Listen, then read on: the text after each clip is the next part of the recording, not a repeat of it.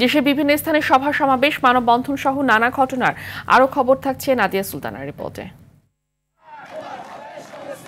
Barishal Sherebangla medical college হাসপাতাল সহ দেশের সকল সরকারি হাসপাতালে রোগী হয়রানি ও দালালের দৌরাত্ম্য বন্ধ সহ সুচিকিৎসা নিশ্চিতের দাবিতে অবস্থান কর্মসূচি পালিত হয়েছে। অশ্বিনী কুমার হলের সামনে শিক্ষার্থী ও সাধারণ মানুষ এই কর্মসূচি পালন করেন।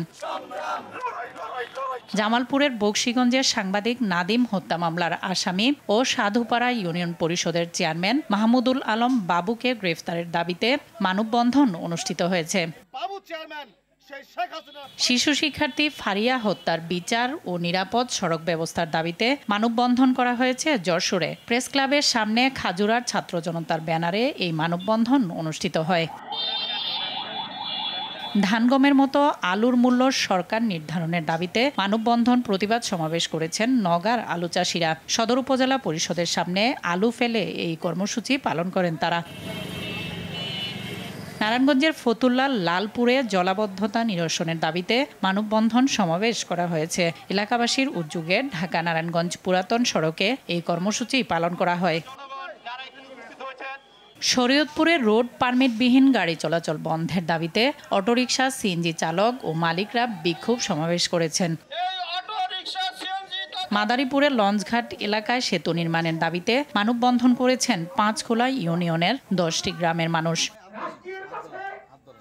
সরকারি প্রাথমিক বৃত্তি পরীক্ষায় কিন্ডারগার্টেনের শিক্ষার্থীদের অংশগ্রহণের দাবিতে ঝিনাইদহে মানববন্ধন করা হয়েছে। অভিভাবক সমাবেশ মানববন্ধন করা হয়েছে নারায়ণগঞ্জে।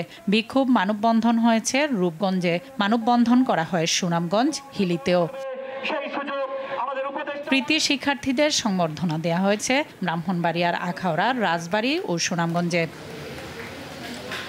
মেয়াদোত্তীর্ণ পণ্য বাজারজাত এবং অস্বাস্থ্যকর পরিবেশে খাদ্যপণ্য প্রস্তুতের দায়ে মেহেরপুরে একটি বেকারি মালিককে 50,000 টাকা জরিমানা করা হয়।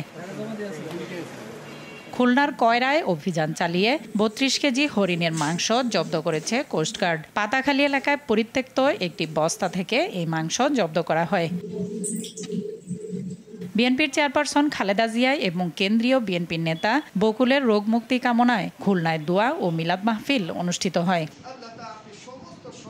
গোপালগঞ্জের রাজনৈতিক অস্থিরতা নিয়ে জরুরি সংবাদ সম্মেলন অনুষ্ঠিত হয়েছে। স্থানীয় প্রেস ক্লাবে গণ অধিকার পরিষদ এই কর্মসূচি পালন করে।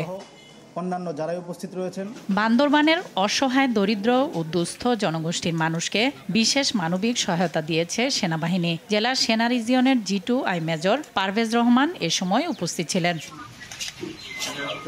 শরীয়তপুর ইসলামিক যুব সোসাইটির পক্ষ থেকে সবুজ ছায়া বৃক্ষরোপণ কর্মসূচির আয়োজন করা হয়েছে। নাদিয়া সুলতানা, RTV।